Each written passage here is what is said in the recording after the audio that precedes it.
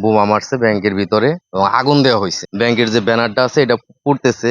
পরে আমরা ম্যানেজারের সাথে কথা বললাম, তো উনি বললো যে ওনারা বের হইব না। আমরাও বললাম যে থাক, বের হওয়ার দরকার নাই, ওনারা ভয় পাইতেছে। এখানে সিকিউরিটি ছিল, ভিতর পর্যন্ত আসে নাই, যা হওয়ার বাইরেই হয়েছে। বাইরে থেকে ডেল দিছে। এখানে আরো অনেক লোকজন ছিল, তারা সবাই দেখছে মোটামুটি।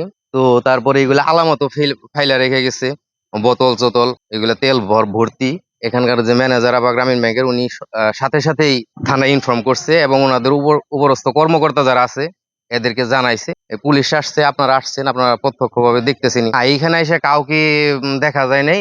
এখানে আসার পরে আমরা দেখছি যে এখানকার স্থানীয় মানুষ যারা, যে দোকানপাট, এই বাড়ির মানুষজন, মহিলা মানুষজন, এদেরকে দেখছি, এরাও কাউকে দেখে নাই। হয়ে যায় যে এত রাত ফোন করার কথা না আমাকে, যেহেতু ফোন করছে তাহলে নিশ্চয়ই কোনো বিরোধ করছে। ওর ফোনটা রিসিভ করার সাথে সাথে বলছে, স্যার আমাদের শাখায় আগুন দিছে।